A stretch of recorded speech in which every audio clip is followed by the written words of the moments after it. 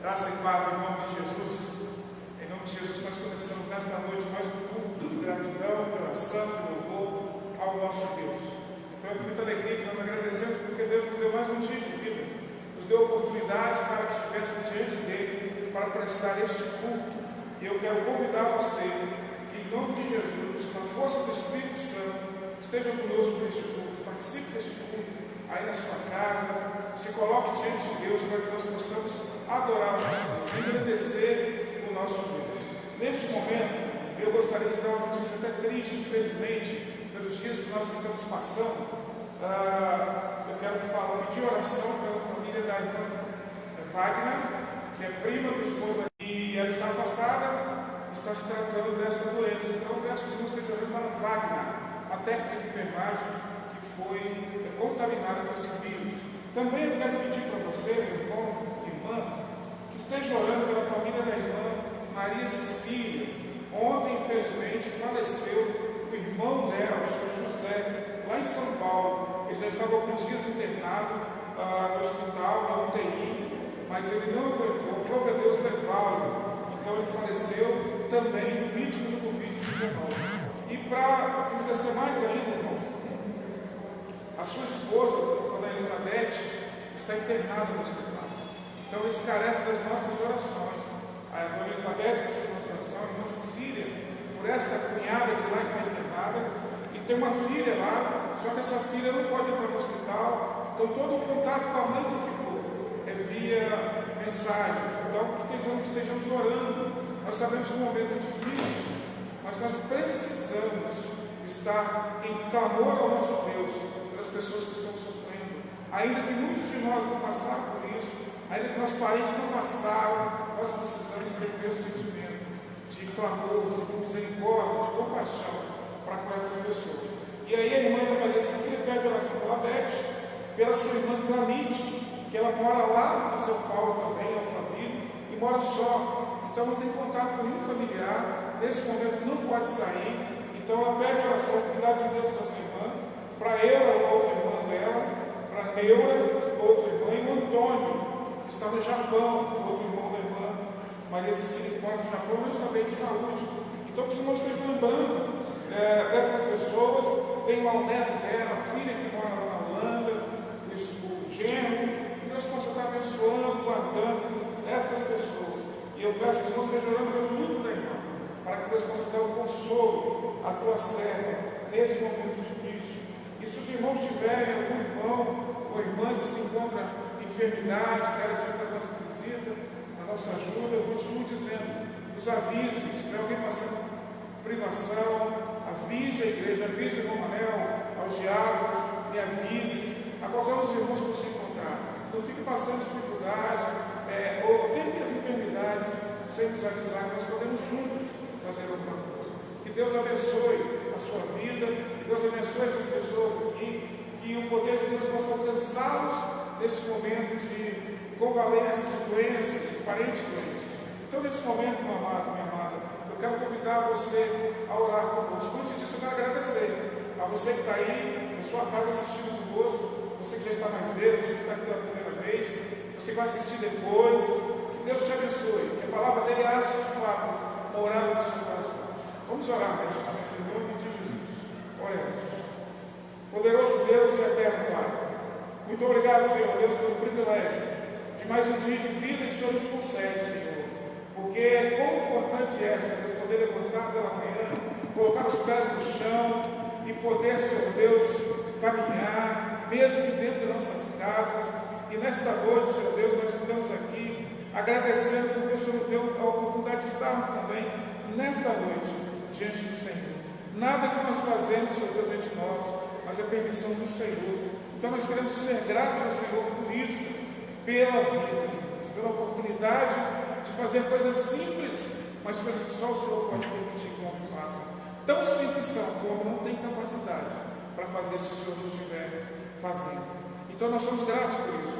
Queremos que o Senhor alcance, Senhor Deus, essas pessoas que aqui nós falamos, nós lemos, que carecem da saúde, aqueles que carecem, Senhor Deus, do consolo do seu Santo Espírito, Pai, porque perderam entes queridos.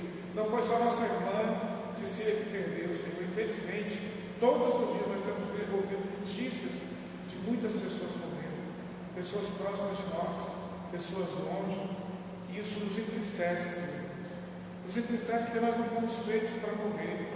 Isso não era o objetivo do Senhor que o homem morresse, e nós não aceitamos isso, mas nós pedimos que o Senhor console as famílias, que o Senhor possa dar força ao desvalido, aquele, aquela que está internado, aquele, aquela que está em casa fazendo, Senhor Deus, o tratamento, estão ali em quarentena porque não estão contaminados, mas não está agravado, mas que o Senhor possa estar limpando e curando, em nome de Jesus, Senhor Deus.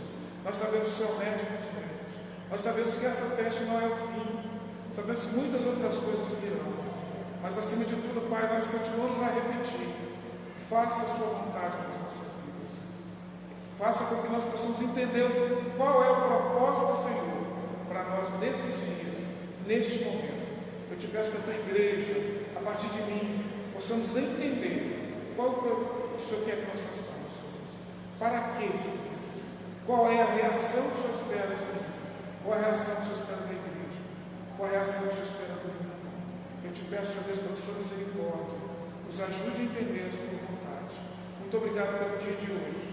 Quero agradecer pela vida do João, do Fred, do Paulo, da Cláudia, da Cristina, da Nilda, minha esposa, que aqui estão conosco, Pai. Agradeço pela sua vida aí na sua casa, que a bênção do Senhor alcance a sua vida. E todos aqueles que carecem, Senhor Deus, da sua graça, da sua misericórdia. Muito obrigado por esta noite. Fala conosco neste culto. Dirige as nossas vidas, Senhor Deus. Receba este culto em nome de Jesus. Amém. Irmãos, vamos abrir nossas Bíblias no livro de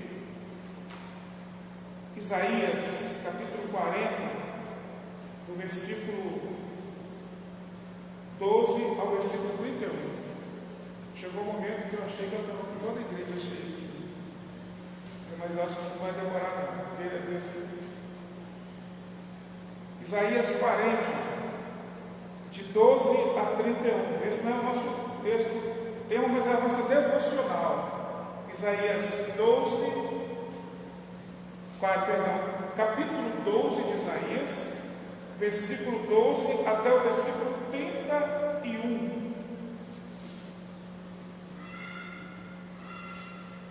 Isaías 40, de 12 a 31. Amém? Assim diz a palavra de Deus. Quem na concha de sua mão mediu as águas e tomou medida dos céus a palmas? Quem recolheu na terça parte de um efa o pó da terra e pousou os montes em romana e os outeiros em balança de precisão? Quem guiou o Espírito do Senhor? Ou como seu conselheiro o ensinou?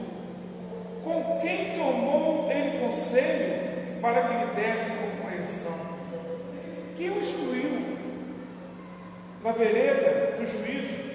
Lhe ensinou sabedoria e lhe mostrou o caminho do entendimento. Eis que as nações são consideradas por ele como um pingo que cai de um balde e como um grão de pó na balança. As ilhas são como pó fino que se levanta, nem todo o Líbano basta para queimar, nem os seus animais para um holocausto. Todas as nações são perante ele como coisa que não é nada. Ele as considera menos do que nada. Como um vácuo, com quem comparareis a Deus? Ou que coisa semelhante confrontareis com ele? O artifício funde a imagem, e o ourives a cobre de ouro, e cadeias de prata forja para ela. O sacerdote idólatra escolhe madeira que não lhe corrompe, e busca com artífice perito para assentar uma imagem esculpida que não oscila. Acaso não sabeis Porventura não ouvis? Não vos tem sido anunciado desde o princípio? Ou não atentastes para os fundamentos da terra? Ele é o que está assentado sobre a redondeza da terra, cujos moradores são como gafanhotos, e ele que estende os céus como cortina e os desenrola como tenda para neles habitar. Ele que reduz a nada os príncipes e torna em inutilidade os juízes da terra. Mal foram plantados e semeados, mal se arraigou na terra o seu tronco, já se seca. Quando um sopro passa por eles, e uma tempestade os leva como palha. A quem, pois, me comparareis para que eu lhe seja igual? Diz o santo: levantai ao alto os olhos e vede. Quem criou estas coisas? Aquele que faz sair o seu exército de estrelas, todas bem contadas, as quais ele chama pelo nome, por ser ele grande em força e forte em poder. Nenhuma só vem a faltar. Porque, pois dizes ao Jacó, falas, ó Israel, o meu caminho está encoberto ao Senhor, e o meu direito passa despercebido ao meu Deus? Não sabeis, não ouvistes que o eterno Deus, o Senhor, o Criador dos fins da terra, nem se cansa nem se fadiga? Não se pode esquadrinhar o seu entendimento. Faz forte ao cansado e multiplica a força aos que não têm nenhum vigor. Os jovens se cansam e se afadigam, os moços de exaustos caem, mas os que esperam no Senhor renovam suas forças, sobem como asas, como águias, correm, não se cansam, caminham e não se afadigam. Que Deus abençoe a sua palavra. O profeta aqui está falando da majestade de Deus, que muitas vezes as pessoas não entendem e não sabem. E um dos nossos maiores problemas é não conhecer a Deus. Nesta noite, a nossa proposta é compartilhar com os irmãos sobre conhecer Deus e a sua vontade. Ao fato de nós conhecermos a Deus, nós vamos entender a sua vontade. Então, daqui a pouco, após o louvor, nós vamos compartilhar esta palavra de um modo completo. Que Deus abençoe a sua palavra. A palavra está com o ministério de louvor nesse instante.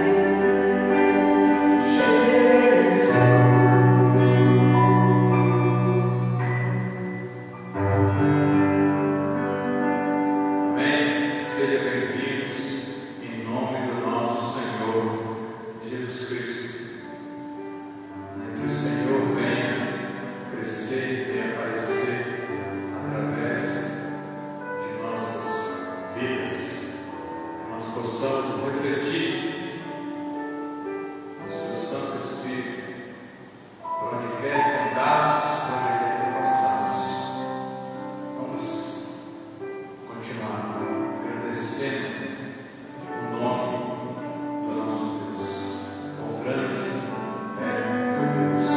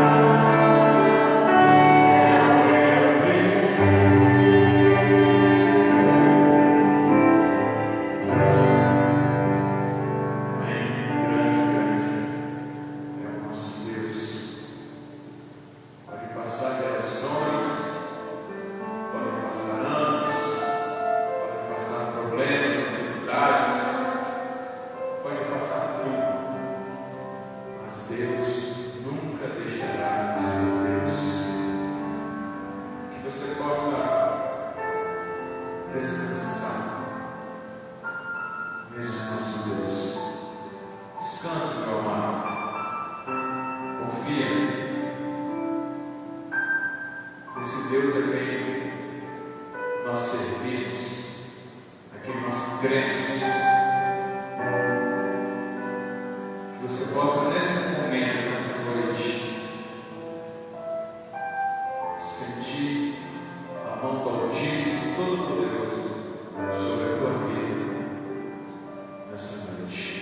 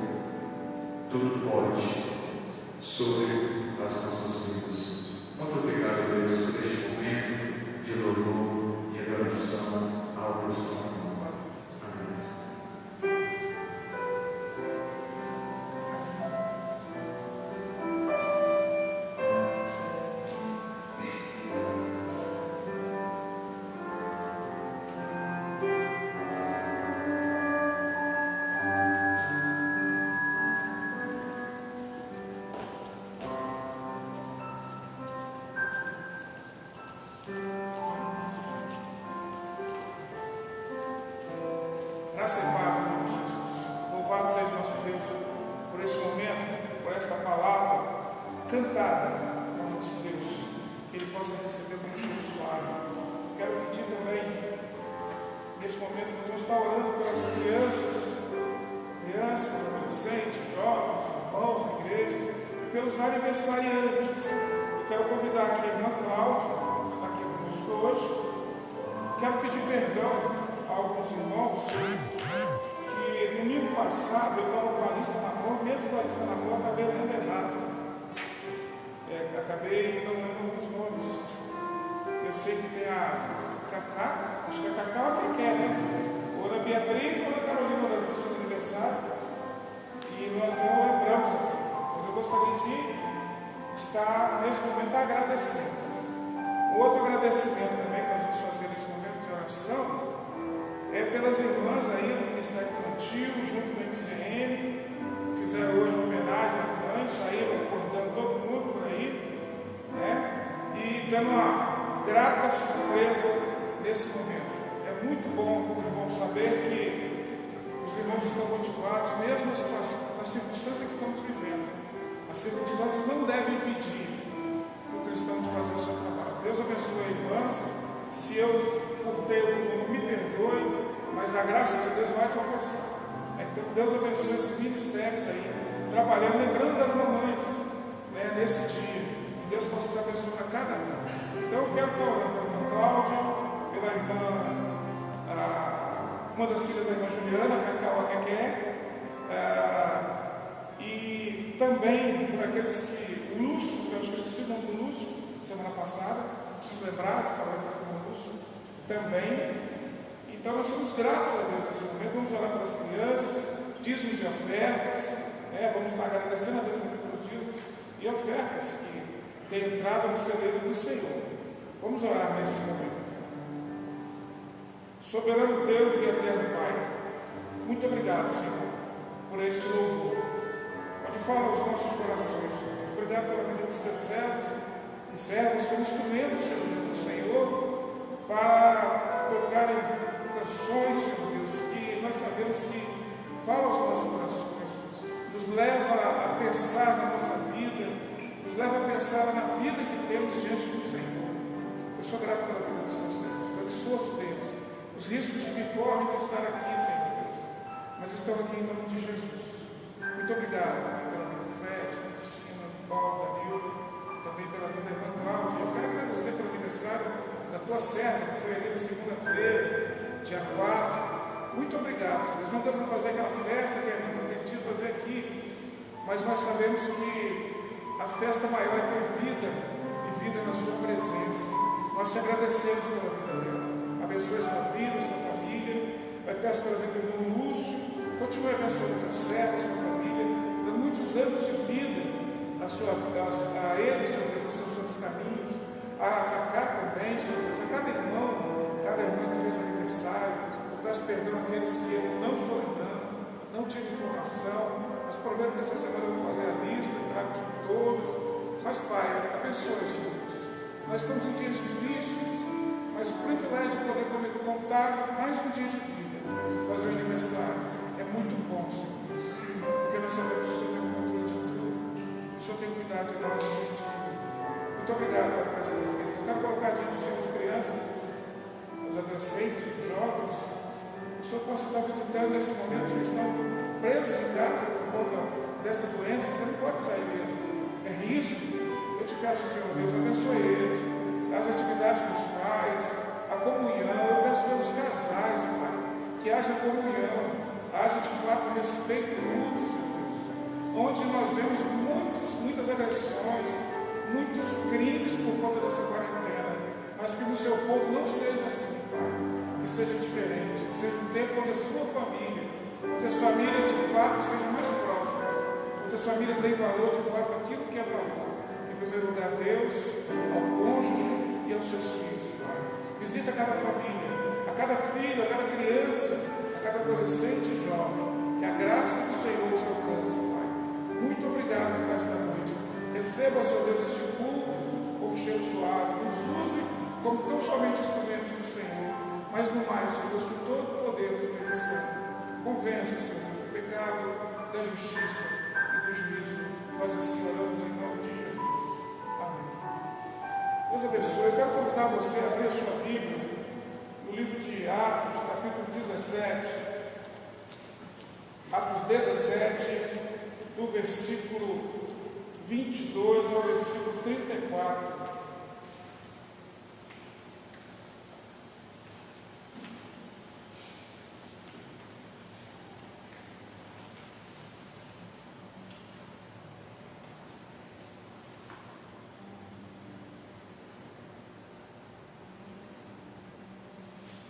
Amém? Atos 17, versículo 22 ao versículo 24. Nós vamos ler só esses versículos, mas nós vamos tratar desde o capítulo 17 em diante. Nós vamos estar falando um pouco sobre. Nós vamos ler capítulo 17, do versículo 22 ao versículo 20 e 34. Amém? A palavra de Deus diz assim, Atos 17, 22. Então Paulo levantou-se no meio do areópago, disse: Senhores atenienses, em tudo vos vejo acentuadamente religiosos, porque passando e observando os objetos de vosso culto, encontrei também um altar no qual está escrito: ao Deus desconhecido. Pois esse que adorais sem conhecer é precisamente aquele que eu vos anuncio, o Deus que fez o mundo e tudo o que nele existe, sendo ele Senhor do céu e da terra. Não habita em santuários feitos por mãos humanas, nem é servido por mãos humanas, como de alguma coisa precisasse. Pois ele mesmo é quem a todos dá a vida, respiração e tudo mais. De um só fez toda a raça humana, para habitar sobre toda a face da terra, havendo fixado os tempos previamente estabelecidos e os limites da sua habitação, para buscarem a Deus, se porventura tateando ou possam achar, bem que não está longe de cada um de nós, pois nele vivemos e nos movemos e existimos, como alguns dos vossos poetas têm dito, porque dele também somos geração. Sendo por geração de Deus, não devemos pensar que a divindade é semelhante ao ouro, à prata, ou à pedra trabalhados pela arte de imaginação do homem. Ora, não levou Deus em conta os tempos da ignorância, agora, porém, notifica aos homens que todos, em todo lugar, em toda parte, se arrependam, porquanto estabeleceu um dia em que há de julgar o mundo com justiça por meio de um varão que destinou e acreditou diante de todos, ressuscitando dentre os mortos. Quando ouviram falar de ressurreição de morte, uns escarneceram, outros disseram: a respeito disso te ouviremos noutra ocasião. A essa altura Paulo se retirou do meio deles. Houve, porém, alguns homens que se agregaram a ele e creram. Entre eles estava Dionísio, a Areopagita, uma mulher chamada Damaris, e com eles outros mais. Que Deus abençoe a sua palavra. A palavra de Deus diz que o apóstolo Paulo se encontrava em Atenas, mas um pouquinho antes disso, um pouquinho antes do capítulo 17, eles estavam na prisão. Nós até pregamos aqui no capítulo 16, saindo dessa prisão, eles passam por algumas cidades, e eles passam por Anfípolis, a Polônia, de lá eles vão para Tessalônica. Chegando em Tessalônica, eles começam a pregar o evangelho em Tessalônica. E diz que 3 sábados ele pregou ali, mas alguns estudiosos dizem que ele ficava por ali aproximadamente 4 meses pregando em Tessalônica. E alguns judeus que eram contra a pregação do evangelho começaram a persegui-los, e Paulo teve que sair fugindo dali. E saindo dali ele foi para Bereia. Chegando em Bereia ele começou a pregar o evangelho também, uma sinagoga, que era costume dele fazer isso. E lá chegando ele começou a pregar, e pregar o nome de Jesus, pregar o Evangelho de Jesus, pregando as boas novas. E chegando lá, quando a coisa começou a crescer, aqueles judeus que haviam perseguido ele em Tessalônica, começam a perseguir Bereia. Então tem uma frase ali, no capítulo 17 ainda, que diz que os bereanos eram mais novos do que os Tessalônica, porque eles chegavam em casa e conferiam se aquilo que foi pregado era de fato verdade. Isso nós temos que fazer, esse exemplo nós temos que pegar. Então a gente já ouviu mensagem sobre isso, e que os bereanos eram mais nobres, mas Paulo tem que sair dali pela perseguição.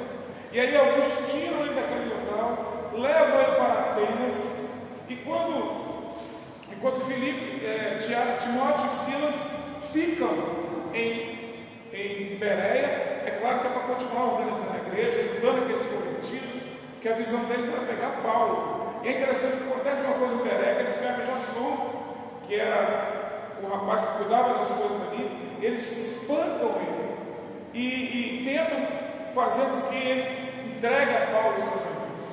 Mas seguindo, Paulo vai para Atenas com algumas pessoas que o levam para lá, e essas pessoas voltam. Isso inicia aí no capítulo 17, a partir do versículo 16. E Paulo em Atenas, ele tem uma visão, ele tem um encontro naquela cidade, que ele vê coisas que entristeceram o seu coração. Então, ele encontra naquela cidade muitos objetos de adoração, muitas imagens de escultura. Por isso nós vemos lá em Isaías, capítulo 40, onde Deus condena a adoração a objetos de adoração, a imagem de escultura, seja qual for. Deus não autorizou na Bíblia a adoração a imagem de escultura.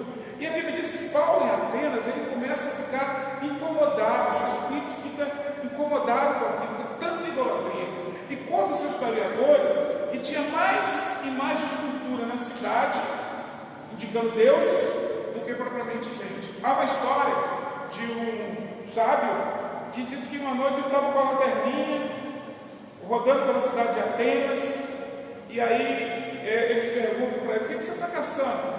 Eu estou caçando um homem, porque só tem Deus nessa cidade, o homem não tem. De tantas estátuas que tinham denominado deuses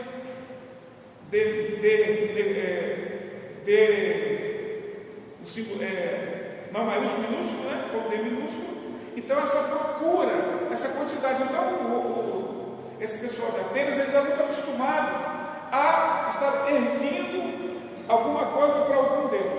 E ali havia uma certa estátua, que não era estátua, um local vazio, mas ela estava dando homenagem ao Deus desconhecido.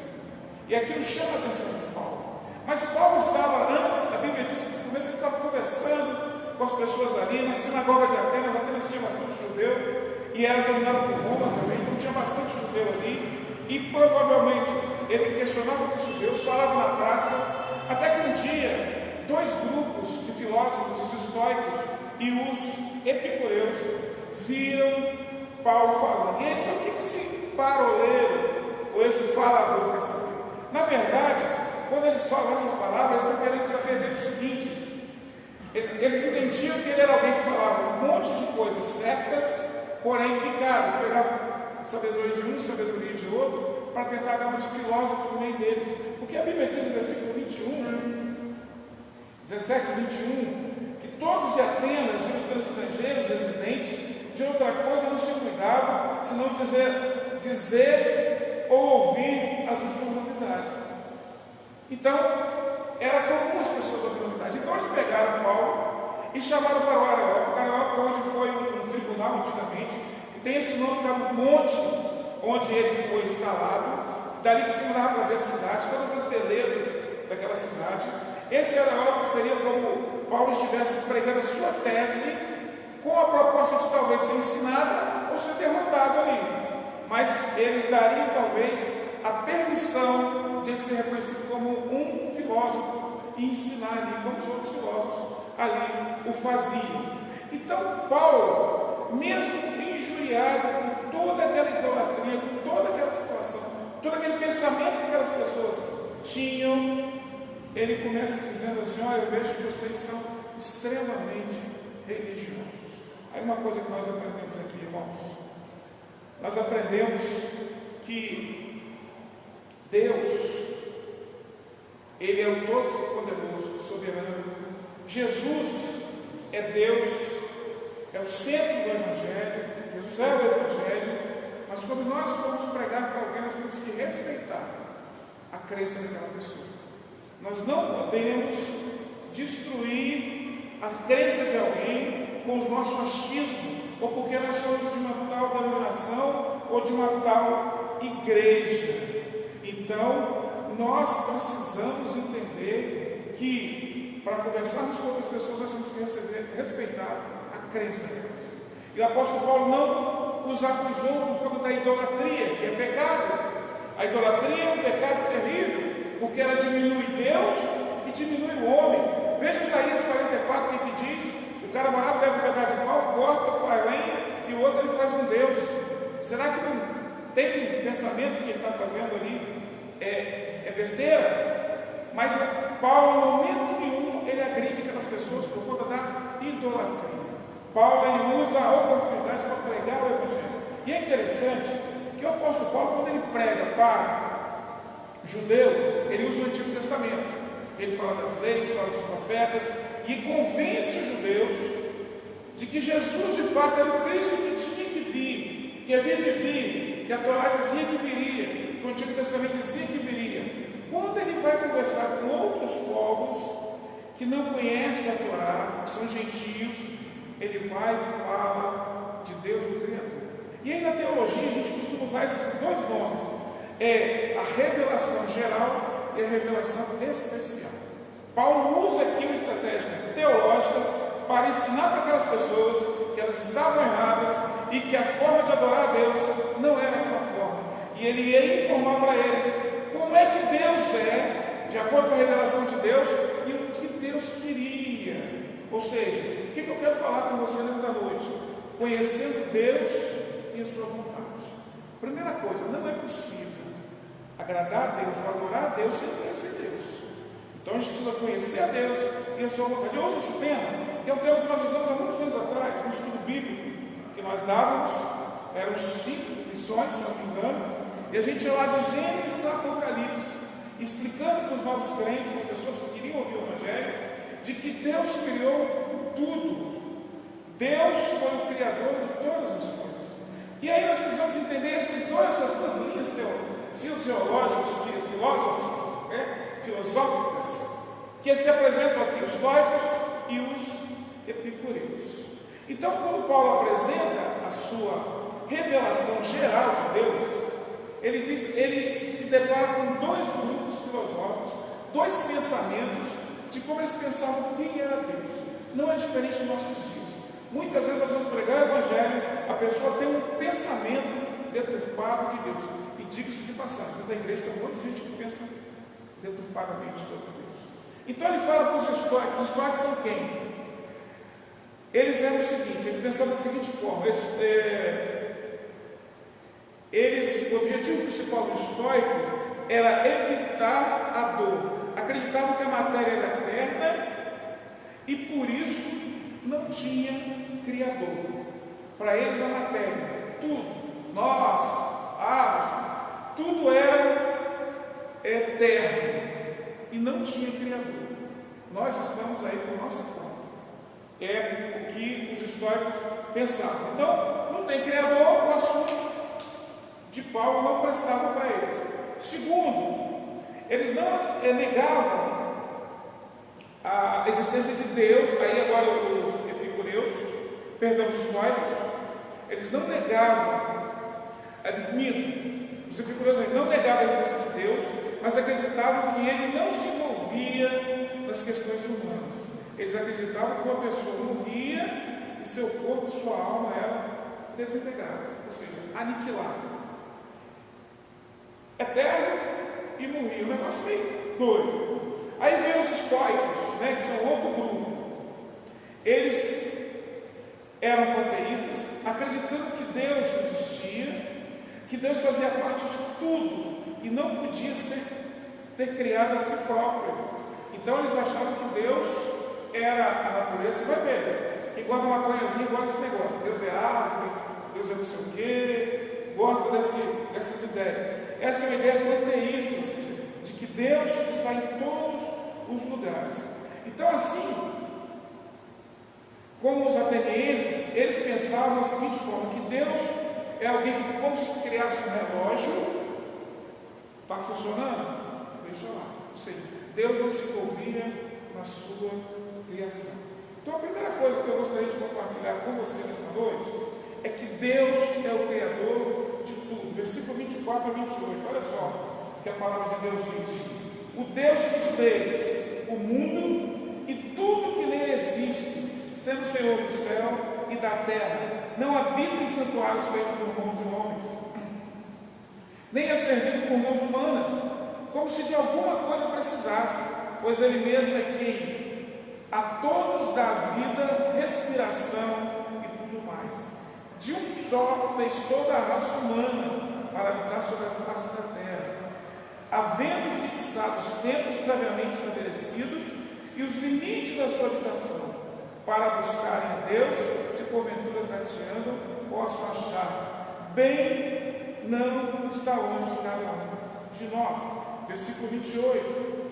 Pois dele nós vivemos, nos movemos, existimos, como alguns dos nossos poetas nos têm dito, porque dele também somos geração de Deus. Então, Paulo vai agora totalmente contramão da crença histórica e da crença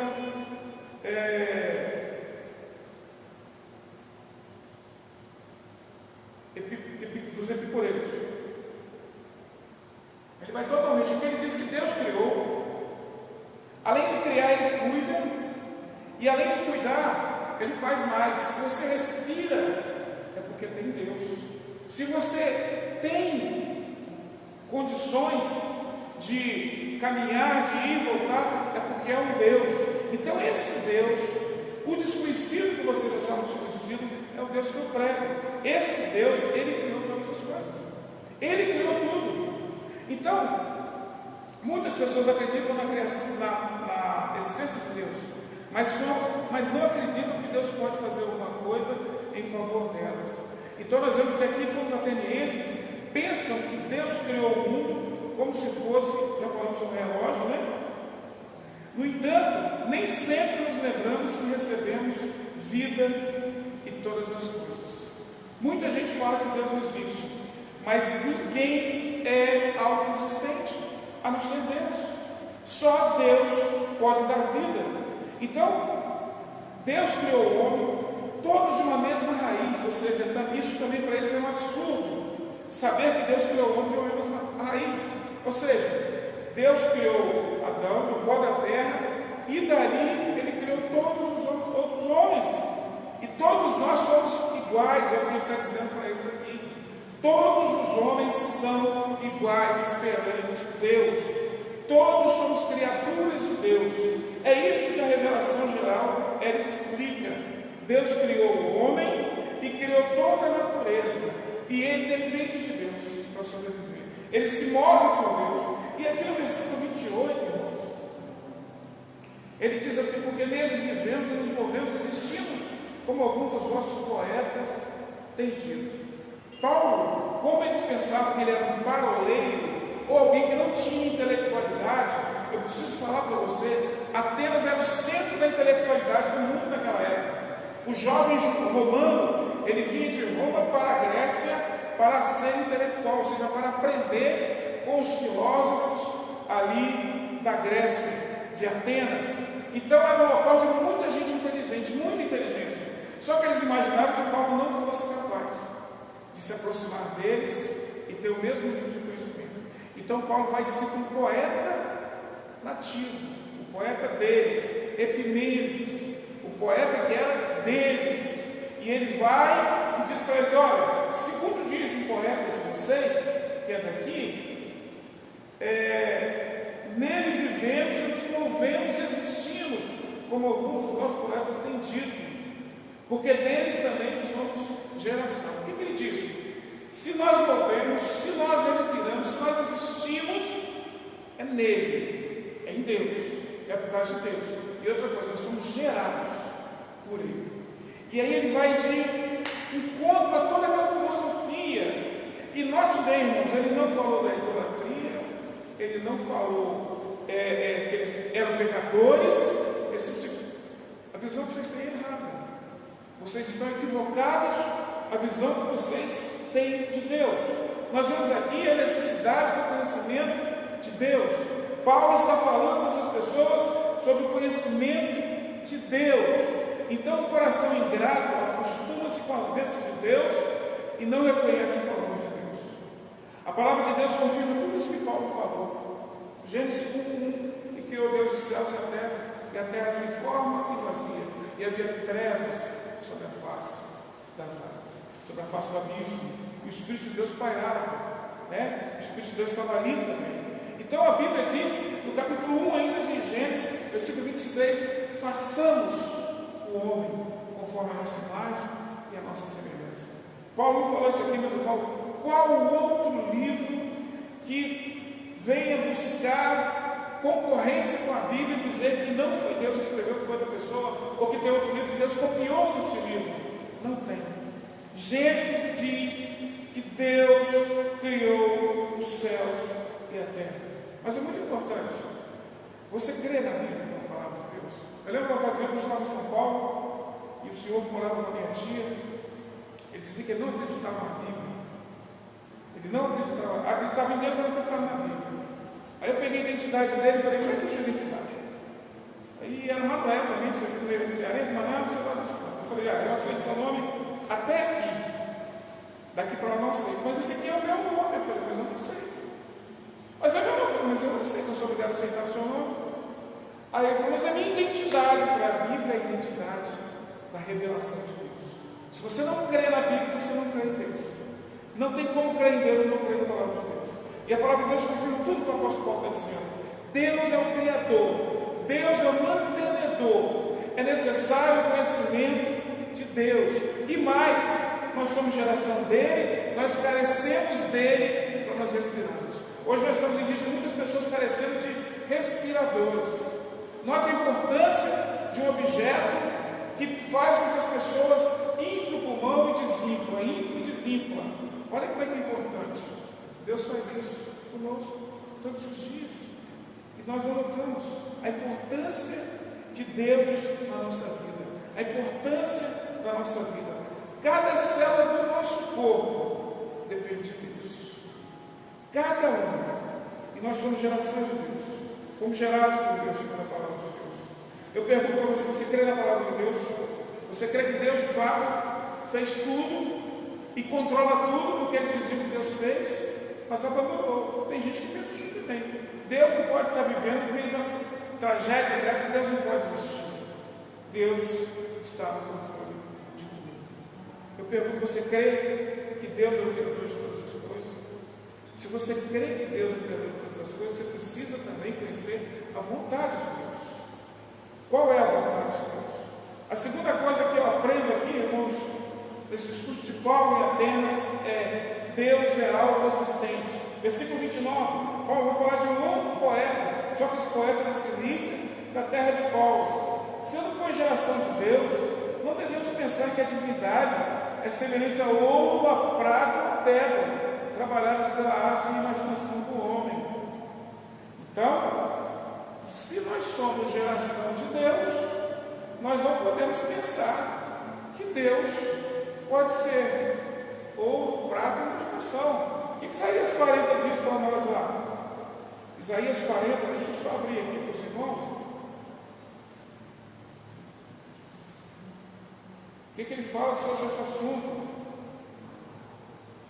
O artifício funde a imagem e o ourives cobre de ouro e cadeias de prata forja para ela. O sacerdote idólatra escolhe madeira e que não se corrompe e busca com artifício perito, mas para assentar uma imagem esculpida que não oscile. Acaso não sabes, porventura não ouvis, não vos tem anunciado desde o princípio, ou não atentaste para os fundamentos da terra. Ele é o que está assentado sobre a redondeza da terra e cujos moradores são como gafanhotos. Ele é quem estende os céus como cortina e os desenrola como tenda para neles habitar. Está falando que Deus está no globo da terra, está no mar. Deus está no globo e vê toda a humanidade como se fosse gafanhotos. Irmãos, ele está dizendo aqui que se nós somos geração de Deus, se nós somos gerados por Deus, somos feitos por Deus, é impossível que eu faça um objeto e o adore agora como Deus, porque quem me fez foi Deus, e eu não alcanço esse tamanho de Deus. Então a idolatria, ele está batendo a idolatria aqui, agora ele bate na idolatria com respeito. Ele está dizendo, se nós somos geração de Deus, sendo por geração de Deus, não devemos pensar que a divindade é semelhante ao ouro, ou à prata, ou à pedra trabalhada, ou imagem, por imaginação do homem, pela vontade do homem. Deus não é a imaginação do homem, o homem é a criação de Deus. E a Bíblia diz lá em 1 Coríntios 10, versículo 31, que quer comais, quer bebais, quer fazer qualquer outra coisa, fazer tudo para a glória de Deus. Nós somos feitos para a glória de Deus. Eu lembro de um rapaz que eu me dedicava uns anos atrás e comecei a estudar a Bíblia em Gênesis. E ele começou a perguntar para mim o seguinte: por que Deus fez e nos fez? É uma pergunta que as crianças fazem também. Por que Deus nos fez, não é? Eu falei, nos fez para a glória dele. Mas são os meses. Olha, por que Deus nos fez? Fez para a glória dele. E nós não continuamos o estudo, mas ele sempre perguntava: por que Deus nos fez? Para a glória dele, não para nós. Nós temos o privilégio de viver, mas para a glória de Deus. E a glória de Deus é nos abençoar, é que nós sejamos gerentes da sua obra, gerentes da sua criação. Embora essa parte quebrou, está caída, mas a vontade de Deus é que nós sejamos gerentes da sua obra. Esse é o projeto de Deus lá no Éden, e ele não termina. Quando as pessoas recebem Jesus, isso não acaba. Então o ser humano é geração de Deus. Então a ignorância da idolatria é pensar que Deus é um objeto de adoração. Não existe adoração a Deus através de objeto. Pastor, meu fulano de tal alcançou uma bênção pedindo para fulano de tal. Eu acredito. Só que ele recebeu a bênção pela misericórdia de Deus, não por causa daquele objeto de escultura, daquela adoração ali que foi resolvida. Irmãos, quantas pessoas estão presas a estas coisas pensando que são, que conhecem a Deus, que sabem que Deus, é um objeto, e diminui Deus, e diminui a sua própria crença. Então esse tipo de pensamento afirma o absurdo da idolatria. Vejamos Isaías 44, 9 a 20.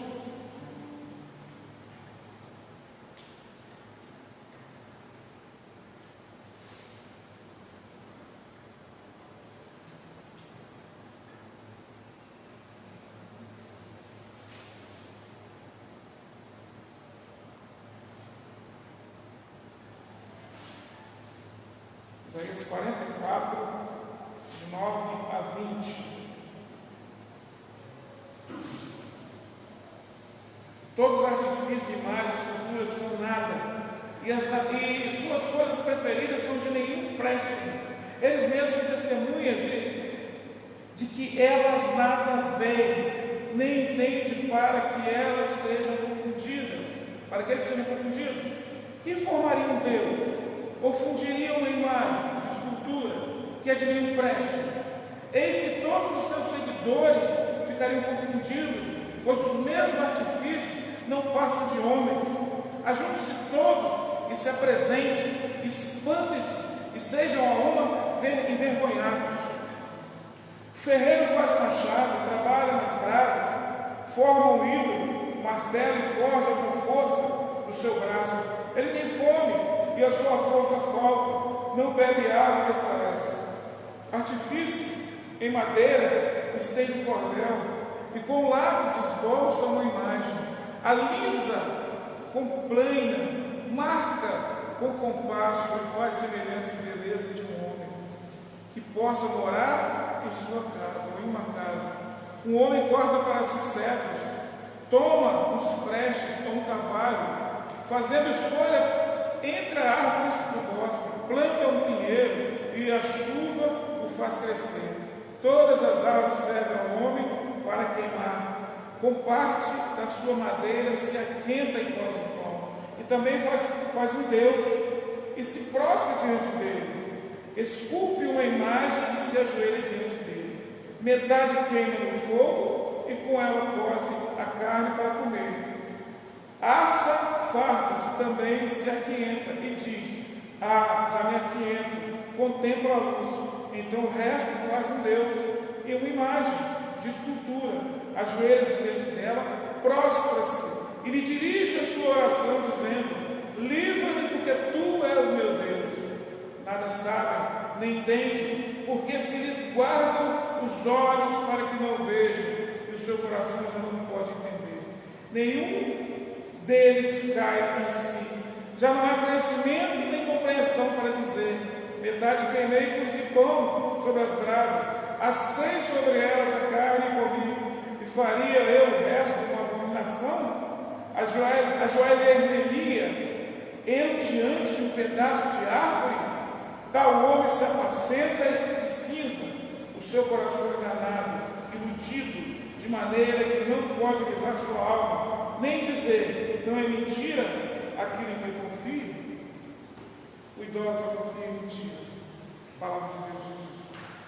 E é isso que Paulo estava condenando aquelas pessoas. Eles não estavam entendendo que Deus era autoexistente. Deus não precisava de ser servido por homens. Deus, Ele não recebe, Ele é doador, Ele dá, Ele é que deu a vida. Então esse tipo de pensamento, nós vemos o absurdo da idolatria. Romanos 11:16 diz: porque todas as coisas são dele e para ele, para Deus. É uma ignorância a pessoa viver adorando uma idolatria, o objeto feito por mãos de homens, porque homens não fazem homens, quem fez o homem foi Deus. Deus é o criador de todas as coisas. Então Deus, a Ele seja dada eterna glória, eternamente. Amém. Malaquias 3:3 diz assim: pois eu, Senhor, não mudo. Melhor, ele diz: o Senhor não muda, por isso vós, os filhos de Jacó, não sois destruídos. Nós não somos destruídos muitas vezes por causa de Deus, por causa da misericórdia de Deus. Salmo 92 diz: antes que os montes nascessem e que tivesse formado a terra, o mundo sim, de eternidade a eternidade, tu és Deus. Então a gente lembra agora que as crianças sempre perguntam: quem é Deus? A resposta é: Deus é Espírito. Ele é claro, Deus é o dono de tudo, Deus é o criador de tudo, e Ele nunca precisou do homem para fazer nada. Nós precisamos de Deus, e em precisar de Deus, temos que conhecer a Deus, sabendo que Deus é o Criador, é autoexistente. Nós precisamos saber também que, como seres humanos, nós somos pecadores, estamos longe desse Deus. E é interessante que Deus quer se revelar a nós. Quando Ele vem se revelando, Ele, sendo seres limitados, podemos ficar felizes, pois a vontade de Deus é se revelar a nós, para que vivamos dentro da sua vontade. Ele quer nos salvar da ignorância do pecado, da ignorância do desconhecimento dEle. E uma coisa maravilhosa, irmãos, que acontece, é que mesmo com a idolatria, mesmo com todos os pecados que nós, os homens, cometemos, Deus, com a sua rica misericórdia, com a sua graça, Ele não leva em conta os tempos da ignorância. Versículo 30, é o nosso terceiro ponto. Diz assim a palavra de Deus: ora, não levou Deus em conta os tempos da ignorância, porém notifica aos homens que todos em toda parte se arrependam.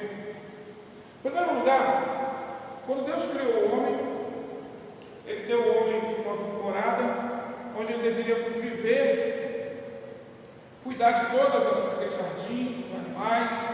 E em um dado momento Deus viu que o homem estava só e não tinha ali uma companheira para ele, então Ele agora faz a mulher. e faz a mulher do lado do homem, ou seja, aquela que seria a disjuntora, aquela que estaria ao lado dele. E agora o homem e a mulher são abençoados por Deus, são casados por Deus. E Deus dá uma ordem para eles: olha, vai, multiplique. E olha assim, tudo que está aqui vocês podem comer de toda a árvore que está aqui no jardim. Mas tem uma árvore que está no meio do jardim. Dessa vocês não vão comer.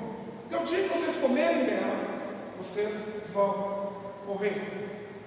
Feito isso, Deus foi, e a Bíblia diz que Deus toda a tarde estava com Adão. Nesse dia a mulher viu, foi orientada ou persuadida pela serpente, que era o diabo naquele momento. Você pode conferir isso em Apocalipse 12. E a mulher aceitou a persuasão, comeu o fruto, ou seja, se converteu ao diabo, obedeceu. Comeu, o marido, que era o líder, aceitou, comeu também, e daí veio a queda. Capítulo 3, versículo 17 e 19, você vai ver, até a terra ficou contida. E a Bíblia diz que a partir dali o homem começou, agora a morte entrou na vida do homem, o homem iria morrer, consequentemente. Então todos ficaram separados de Deus agora, toda a humanidade. Por que nós carecemos do conhecimento de Deus? Porque o homem se afastou de Deus, o homem caiu do seu relacionamento com Deus, e o homem tentou de várias maneiras voltar a ter esse relacionamento com Deus. Só que nessa tentativa de voltar a esse relacionamento com Deus, o homem não tem mérito para se chegar até Deus. Eu costumo dizer que uma pessoa só se converte se Jesus chamar. Ninguém entra numa igreja dizendo que quer ser crente se Deus não colocou no coração dela. Ela pode até pensar que ela está fazendo isso porque ela quer ser, mas Deus coloca no coração dela. É claro que ele vai ter que fazer algumas coisas, não é só assim, a pessoa tem que fazer, Deus faz a parte dele, a pessoa também vai ter que, depois de chamar por Deus, se arrepender, mudar de vida e sucessivamente. Mas o homem está nessa situação, a humanidade se encontra destituída, afastada de Deus. Então, a revelação geral, ela não dá a base para que o homem seja salvo. Paulo diz que é indesculpável, lá no capítulo 1, versículo 20 de Romanos, que o homem é indesculpável, porque ele sabe que Deus criou a natureza, ele sabe que Deus o criou, mas ele é um pecador, e ele está longe de Deus, e ele é indesculpável. Aí vem aquela perguntinha, não sei se onde tiveram, aquele índio que mora lá não sei aonde, se ele morrer e não aceitar Jesus, eu quero dizer uma coisa para você: aquele índio, Deus vai tratar o caso dele, e salvação é só por Jesus. Eu quero saber de você, como é que está a sua vida diante de Deus? Porque nós estamos todos separados da glória de Deus, todos carecemos do conhecimento de Deus. A partir desse momento, versículo 30, nós falamos do conhecimento, agora nós podemos conhecer a vontade de Deus. Qual é a vontade de Deus para a nossa vida? Qual é a vontade de Deus? Então, Deus diz aqui que a sua vontade não é que o homem seja religioso, que essa foi uma das tentativas do homem em poder voltar a favor para Deus. E a igreja está cheia de gente querendo ser de Deus e não tem nada a ver com isso. Tem muita gente equivocados, pensando que conhece a Deus e pensando que conhece a vontade de Deus. Estão equivocados. Muita gente fazendo um monte de coisas, boas ações, eu não sei mais o que, pensando que vão ser salvas por Deus. O versículo aqui é bem claro. Ele diz assim: Deus não levou em conta os tempos de ignorância. Ponto. Somos todos pecadores. Deus está dizendo o seguinte: o tempo que você pecou, Manuel, para trás, presente, para frente, em Jesus, eles serão perdoados. Vai ser perdoado. Então Deus não levou em conta o tempo da ignorância. Eu carregava uma imagem nas costas, eu fazia isso, aquilo, outro. Não tem problema. Deus não vai levar em conta esse tempo que você pecou, mas Ele vai te perdoar passado, presente e futuro, porque o poder de Deus, ele é diferente do que nós imaginamos. Porém, então ele diz aqui: Deus não leva em conta o tempo da ignorância. Porque a pessoa não sabia. Como o texto diz lá em Isaías 44, as pessoas estavam cegas, elas não conseguiam enxergar isso. Essas pessoas de Atenas estavam cegas, Mas eu quero te falar uma outra palavra que tem aqui muito interessante, que é usada no jurídico. Ela pode ser para outras coisas, mas eu quero usá-la no sentido jurídico. Presta atenção no versículo 30. Agora, vírgula, porém, notifica aos homens que todos, em toda parte, se arrependam. Quem tem que se arrepender? Todos os homens, em toda a parte, precisam se arrepender. Vocês são pecadores, nós somos pecadores. Deus mostrou isso através do servo dele, através da revelação geral. A revelação geral não tem como salvar. Não adianta dizer que a natureza que Deus criou o homem, se eu não acredito que Deus pode mudar a minha vida, se eu não dou passo para esse conhecimento de Deus. Lembra que o nosso tema é conhecendo a Deus e a sua vontade. Se eu conheço a Deus e a sua vontade, eu sei, poxa, a vontade de Deus é que eu tenha uma mudança na minha vida. A vontade de Deus é que alguma coisa aconteça. E eu quero voltar à palavra notificação. Lembra como o oficial de justiça bate na porta de alguém, na minha, na sua? Ele dá um documento, uma notificação para que você compareça ao tribunal, para você responder por alguma questão. Esta notificação, ela é uma notificação para um comparecimento no tribunal, porque o tempo que nós temos está acabando. Nós temos duas oportunidades: ou nós vamos a Jesus, ou Ele volta e nos encontra. E essa notificação ela diz o seguinte: se eu entendo que eu sou pecador, estava longe do desejo de Deus, longe da vontade de Deus, e me arrependo, eu, nesta notificação, posso até estar presente, não como condenado, mas como jurado. Então eu quero dizer para você, Deus não leva em conta o tempo da ignorância. Então, aí entra a paciência de Deus, sua misericórdia, né? Romanos 3, 25. Nós podemos ver lá em Romanos capítulo 3, versículo 25, sobre a misericórdia de Deus.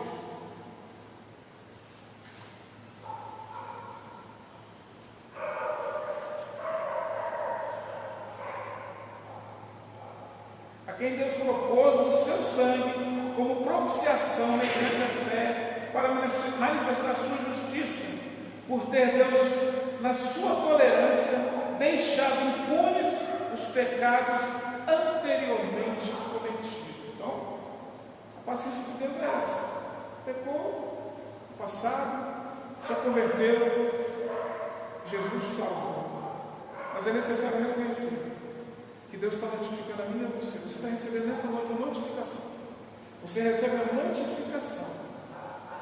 Primeiro, Deus não leva em conta a ignorância. Então é possível que essa notificação, vou usar aqui o nome dos irmãos, essa notificação você receba, mas você já sabe que Deus não leva em conta o tempo da ignorância. Nessa notificação está dizendo assim: você vai comparecer ao tribunal. Aí você entende que João 5,24 diz assim: aquele que ouve a minha palavra, crê naquele que me enviou, tem a vida eterna. Então essa notificação para mim, tranquilo, vou lá no tribunal, tranquilo, vou comparecer, vou lá receber o meu galardão. Por um outro lado, se você não receber, ou como receber a notificação, não tiver entendido ou aceitado que Deus não leva em conta o tempo da ignorância, não tiver mudado de vida, aquele dia, no dia do julgamento, você vai ser condenado. Eu pergunto: qual é a sua vontade? Receba a notificação de Deus esta noite. Por fim, meus amados, é necessário um arrependimento. E aí você me pergunta: pastor, por que eu devo me arrepender?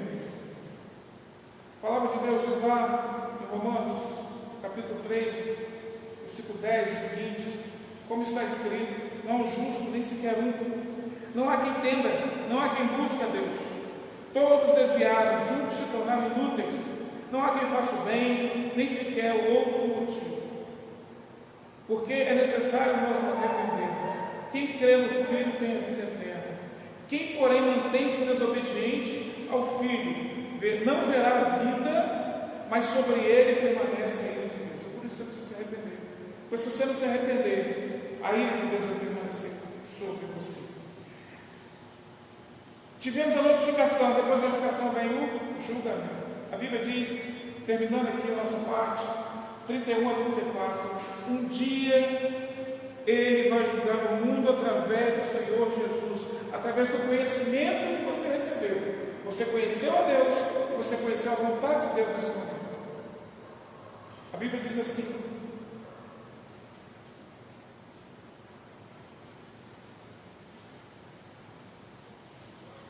porquanto estabeleceu um dia que há de julgar o mundo com justiça, por meio de um varão que destinou e acreditou diante de todos, ressuscitando dentre os mortos.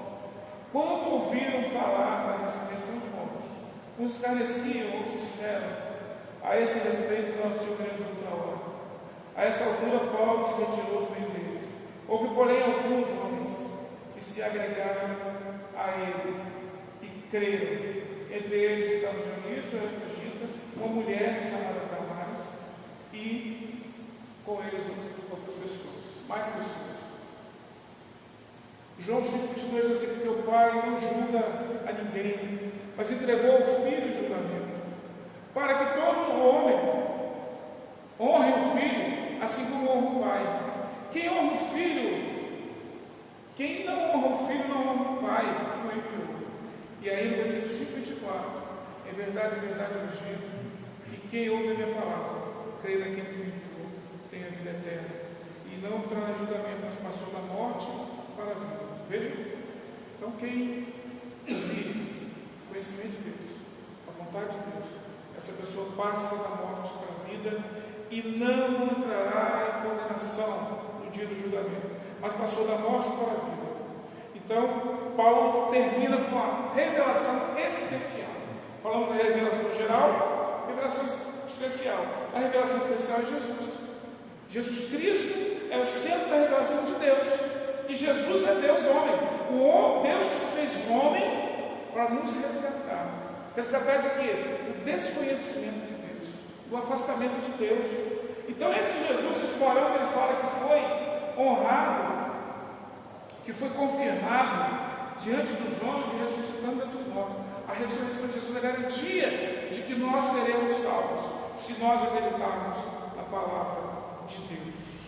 Então, hoje não é diferente. Muitas pessoas dizem que acreditam em Deus, mas não honram Jesus, não entregam suas vidas para o Senhor Jesus. Porque se você que está me ouvindo é um daqueles que diz que acredita em Deus e nunca deu um passo à frente para entregar sua vida ao Senhor Jesus, para se arrepender dos seus pecados, você não crê em Deus, você não conhece a Deus.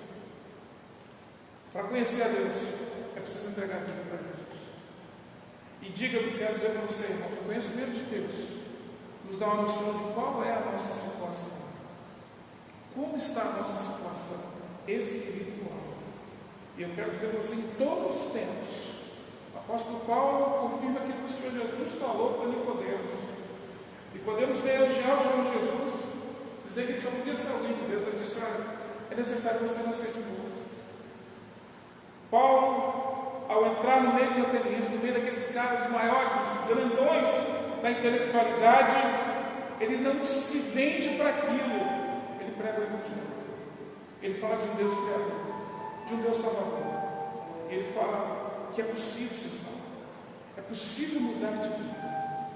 Eu quero convidar o louvor aqui à frente um pouquinho, e eles vão cantar para nós, tocar para nós uma estrofe, aquele grande é o meu Deus.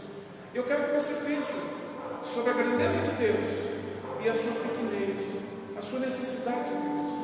Conheça Deus, conheça a sua vontade, receba a Deus esta noite, em nome de Jesus.